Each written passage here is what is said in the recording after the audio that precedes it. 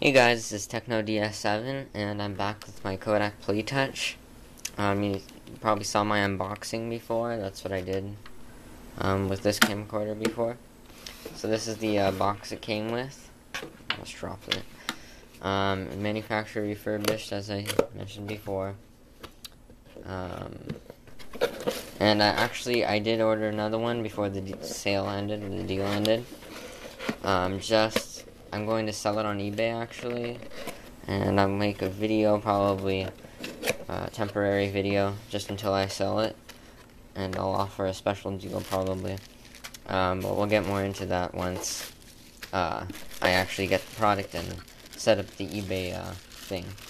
But anyhow, so it came with an HDMI cable, came with the AV cables, it came with the documentation, it also came with a, let's see, I have one right here. It also came with a Kodak charger, wall adapter, and a micro USB cable. So it did come with a bunch of stuff. That was really cool. But this is the review, so let's actually get into the review. Also, it came with a camera pouch, which I have been using, and it's not protective at all. It's just something to carry around with you, to carry this around with you. So yeah, as I said, it wasn't protective. I don't know where these scratches came from, but I don't know if I can get it really well. There's a scratch right there. It just happened when it was in my pocket, in here. And there's a few other small scratches around here. So this beautiful color back does get pretty easily, scratched and wear and teared. But it does look very nice with all the colors that Kodak did for the PlayTouch. They did a very nice back finish. So anything else really? Let's get into the review. So I've had this for about a week or so now, and I gotta say I really love it. It's a great product. Anything I don't really like about it? Well, I already mentioned that. It does get pretty scratched easily. It doesn't take that great still photos, 5.3 megapixel still photos, but it still doesn't look very great. Also, the user interface, let me turn this on. The user interface takes up about half, or maybe a little bit more, of the screen that you're actually seeing, unless you're recording. Because when you actually start recording, like right now, oh, yeah, you still only get this much. And it does have an accelerometer, but I guess not well. What happened? I don't know what just happened. It just said recording stopped, something. I have experienced this freezing a couple of times, maybe it's just mine. But it hasn't happened in a long time. So as I mentioned, the user interface takes up a lot of place. Unless when you're actually playbacking the video or the picture, you can see it in full screen. It looks pretty nice. And on the computer, it looks very nice. And this 3-inch LCD touchscreen is beautiful. It is high resolution, 1024 by 768, and it's pretty sensitive to your touch. And the colors look very nice. It's not very pixelated. It's a really nice touchscreen, and it's really nice to have a cool touchscreen and an alternative to a bunch of buttons. So I took a few test videos. I'll probably put that in a separate video, the test videos. But anyway, let me just go around like a little product tour. So I'm going to start on the right here. I have an SDHC card slot. Opens up. Right here. And then you have the power button right here. You have the macro mode switch, which I really love. I'll get more into that later. Your 3.5mm headphone jack, or headset jack. And I use it for the microphone. I'll get more into that later. There's AV cable jack for your TV. And you also have, oh, flap opens up here. a mini HDMI output, and a micro USB jack, what I guess you want to call it, and then this USB flip out arm, which I don't really like that much because, well, you have to open this first, and then you have to press down on this, and it's kind of cheap. It's like, it's a little flexible, but you have to put it into your computer a certain way, and it's just not as convenient as a USB cable.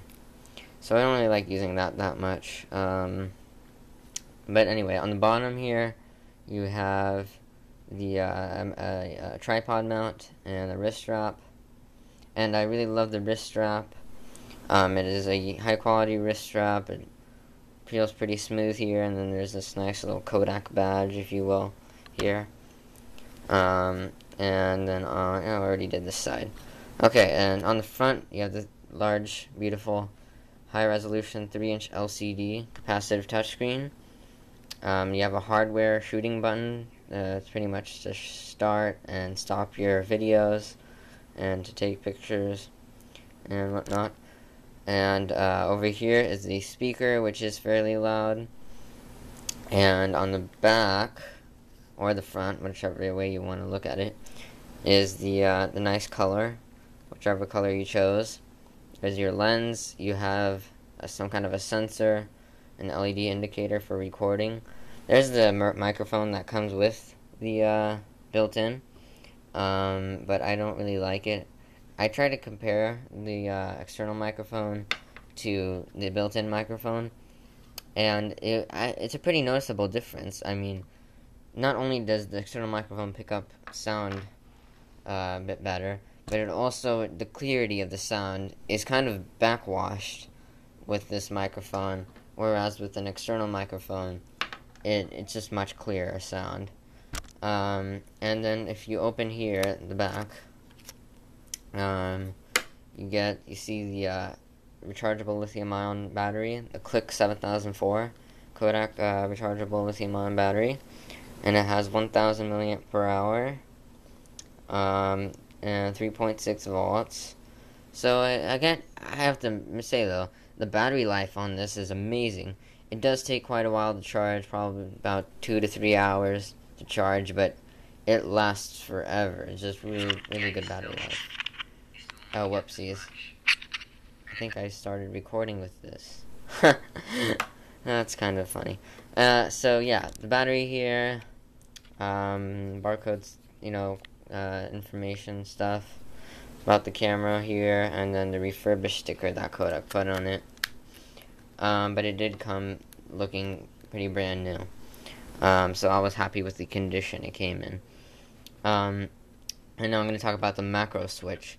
The macro switch is awesome. I mean, for my videos, it's really good to use because most of my videos are technical videos, so I usually need to get close up to my technical object, whatever I'm featuring. And as you can see here, it's fairly clear, but when I turn into macro mode, you probably can't see that well, but when I turn into macro mode, it's really clear to close-up objects, and it catches a lot of detail too. And what do I think about the overall video quality? Well, it's really quite well. It catches colors very well. Not very blurry in motion. Yeah, so great for video recording. For pictures, not so much. It doesn't do well with pictures. This is definitely a video recorder and not much of a camera. So let me just show you around with the software stuff, because that's what Kodak does pack with this PlayTouch. A lot of software tools. Well, first there's an accelerometer. It might not look like it, but it's only the objects around it are moving towards the way that you choose, not this view right here, because it's meant to be shot just straight up, portrait ways. And then right here, this little wand here, if you click that, You can go to the effects. You have normal, high saturation, 70s film, black and white, and sepia. So a lot of cool effects. Here you have the playback button, or yeah, go through your videos and pictures by swiping. Real cool. You can zoom in, zoom out, throw it away in the trash. The share feature isn't too useful on this camera unless you're using it for pictures, but for videos, the share tool is not very useful because email providers don't really let you send videos longer than 15 seconds or something like that. Hold on, why is that not coming up? Okay, and this is just a this little button here is just shows you everything that you took. So I did try to take a few pictures on this. Let's see if you can focus. Come on. It doesn't look very well on here, but it looks a little bit better. Pictures are not so great as I mentioned before, but they're not too bad either. You might as well use your phone if it's a 5 megapixel camera.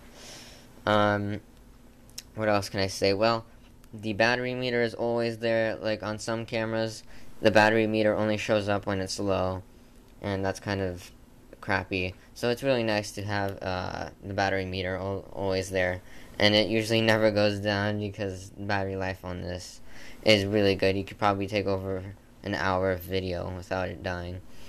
And then here, another really cool tool is it tells you how much space you have on your memory card left, on your SD card left, until your time runs out of shooting video or taking pictures. If I switch to picture mode right here, it says 5 megapixels and it tells me I can take 3,220 pictures until the SD card runs out of memory.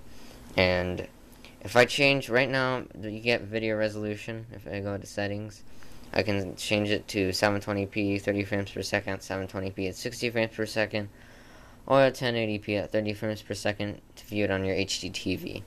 I like to keep it on 720p because that way I have a lot of memory left. As you can see here, I have 1 hour and 24 minutes until the memory runs out on 720p, but if I go to 1080p, I have only 43 minutes or 44 minutes until the memory runs out.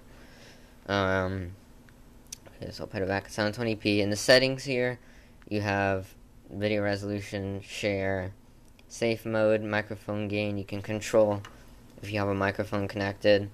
You can control how sensitive you want the microphone to be.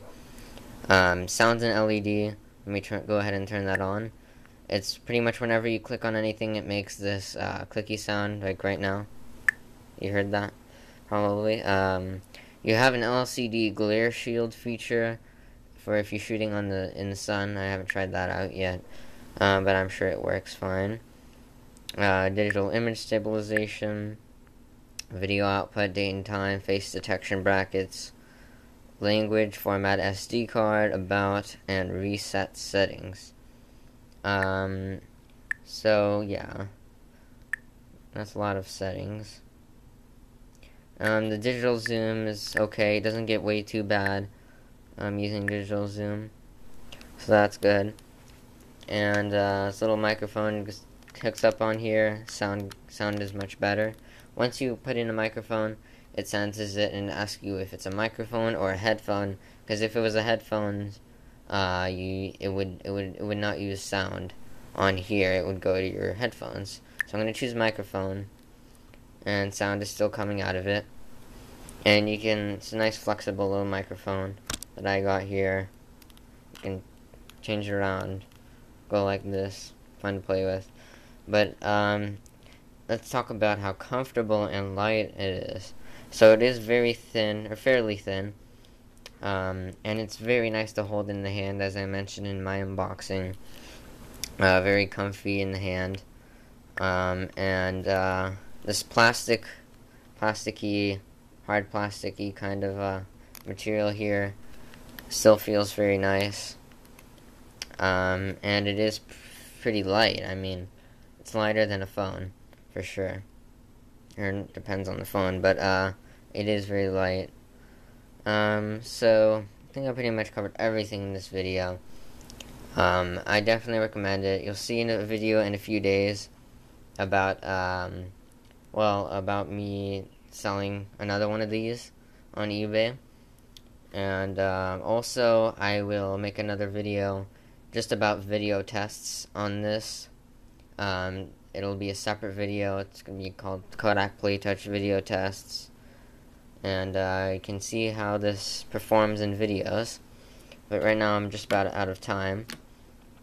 If you have any questions or comments or suggestions or anything like that, leave them in the comment box. I love hearing good feedback from my viewers. So, see you in a few days. Hope you enjoyed, and thanks for watching.